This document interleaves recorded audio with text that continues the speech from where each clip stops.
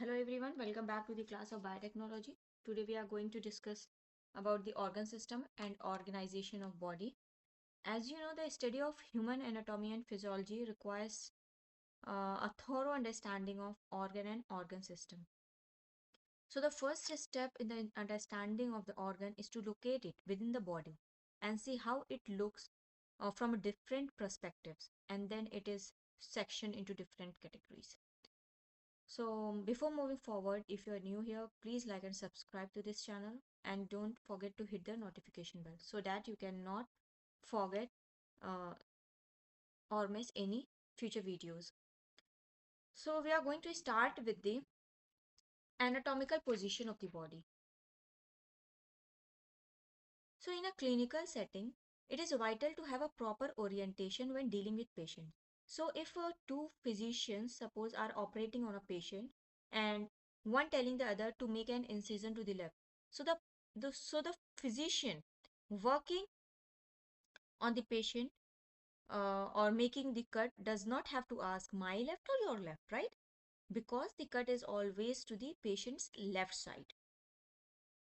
So, when referring to the human body, you will orient the body in an anatomical position.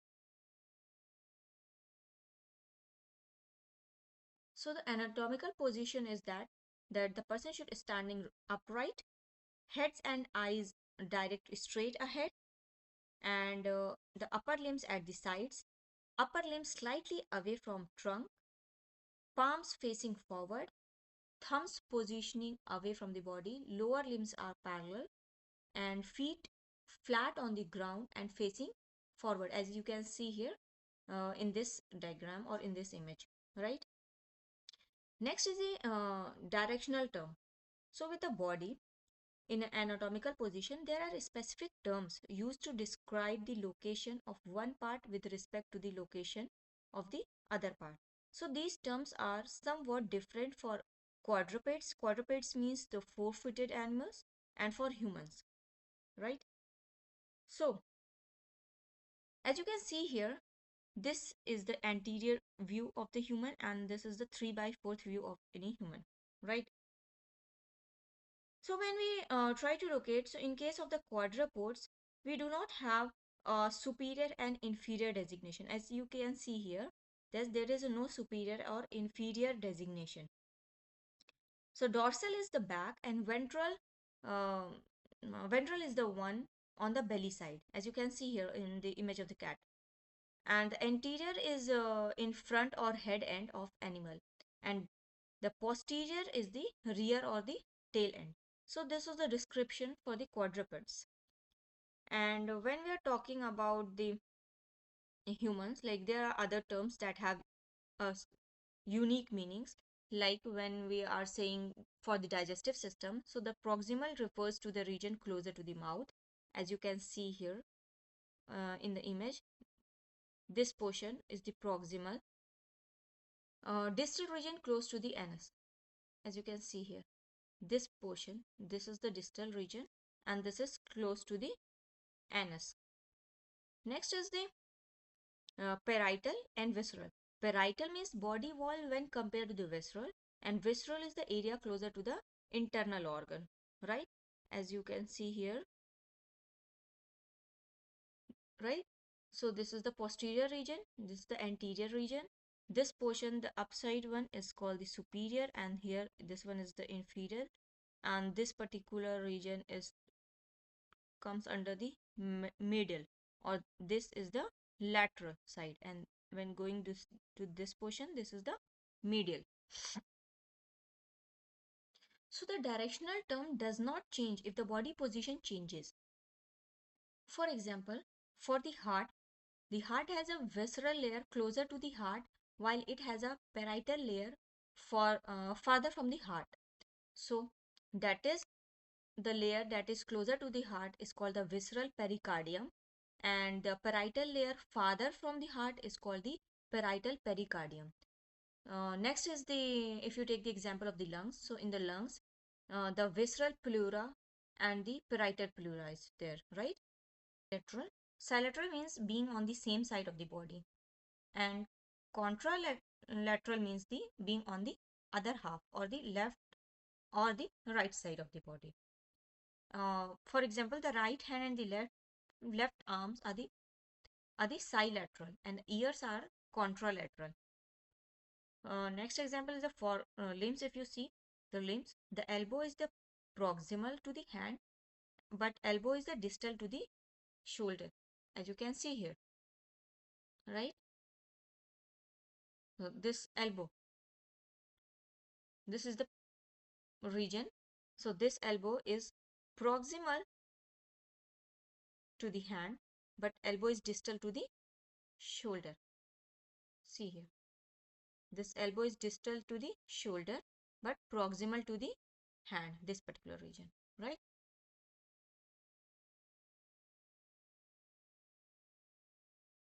This is the table showing the directional term used for humans. Like superior means above, the nose is the superior to chin, inferior means below, the stomach is inferior to the head, medial means towards the midline, the sternum is medial to the shoulder, and the lateral towards the side, the ears are lateral to the nose, superficial towards the surface, the skin is the superficial to heart, deep towards the core, the lungs are deep to the ribs, anterior, or you can say the ventral in to the front, and the toes are anterior or ventral to the heels, posterior or dorsal, that means to the back, the spine is posterior or dorsal to the sternum, and then the proximal means for the extremis, and the meaning near to the trunk, and the elbow is proximal to the wrist, distal for extremities means away from the trunk, the toes are distals to the knee. So these were the terms, directional terms related to the humans. Next is the plane of sectioning. When viewing, next is the plane of sectioning. So when you view a picture of an organ that has been cut, it is important to understand how the cut was made. Suppose, as you can see here, this apple is cut crosswise and this apple is cut lengthwise. So in appearance, you can say they are not look alike similar, right? They are not looking like similar, but they are different in appearance. So it depends upon the how the cut is made, right? So when cut crosswise and opposed to the lengthwise, right? So this is opposite to the lengthwise. This oppose this particular part. So so do some human organs are, like you can see here. This particular region, the transverse section. This is the frontal section, and this is the sagittal section. So let us understand what does these sagittal and different sections means. The frontal plane means when you cut a body that divides the body into anterior and posterior portion, as you can see here, this particular frontal, right, the purple one. So this makes a divides the body to cut into an anterior and posterior portion. Next is the sagittal plane. So when you make a cut, then that cut divides the body into a left and right portion, as you can see here, this green plane, left, this side left and right, right. And then the transverse planes, also called the horizontal plane, and when you cut horizontally or transversely, then the cut divides the body into superior and inferior part. This upper portion is the superior and this lower is the inferior part, right? There are some more terms like mid sagittal plane or median plane, a cut that divides the body or organ equally into left and right arms or halves, like. And the term is the parasagittal plane. Parasagittal planes means that cuts or divides the body or organ into unequal left and right part. These are the regions of the body. The anatomical region of the body are indicated here with the common name, right? So like you can see here, the cranial, the upper this portion, then the cephalic, the head one, then the these are the portion of the faces like facial, frontal, orbital, buccal, and the mental. Then this is the nasal cavity. You can see here, this is the nasal part. Then this is the oral, right? Then acromial, thoracic, abdominal, umbilical, coxal, lingual, pubic, patellar, and digital. Then this part is called the foot, tarsal, crural, that is the leg, femoral, thigh, hand, carpal, antibranchial, branchial, axillary, right? So these are the different parts of the or the region of the body, right? Next, when we talk about the abdominal region, especially, so the abdominal region can be divided into either four quadrants or nine regions. The nine regions includes the right hypochondriac, the epigastric region, left hypochondriac, the right lumbar, umbilical region, left lumbar, right iliac, hypogastric region, and the left iliac.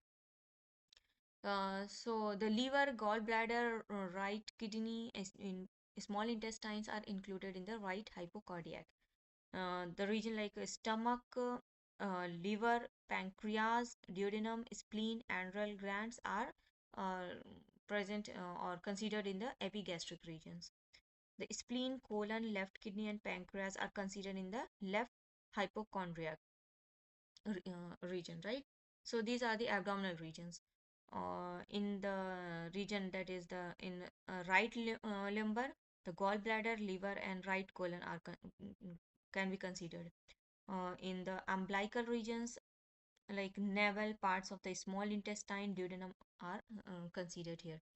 In left lumbar, the organs present are descending colon and the left kidney.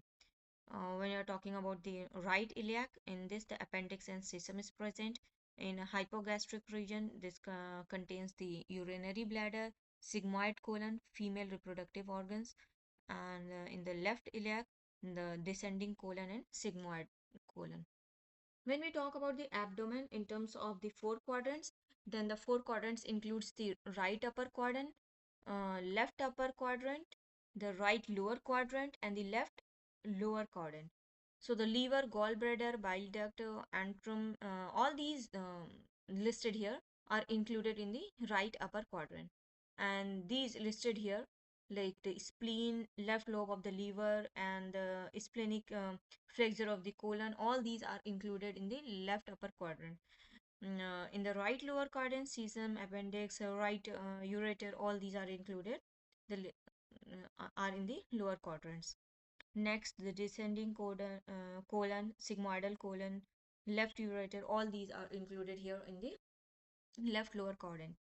Apart from this, these are the like epigastrium, umbilical, and the suprapubic. So this umbilical region is considered this side, the right lower quadrant side, and this can be considered on both. That is, you can section into like stomach, duodenum, and the pancreas can be considered both side. Like it can be considered in the right upper quadrant or can be considered in the left upper quadrant, right? So umbilical, like the aorta, pancreas, and the small intestines can be considered in the right lower quadrants, and there's the suprapubic regions like the urinary bladder and the uterus are considered towards the left lower quadrants. So this was all about the organ system and the anatomical position of the body. So thank you so much for today.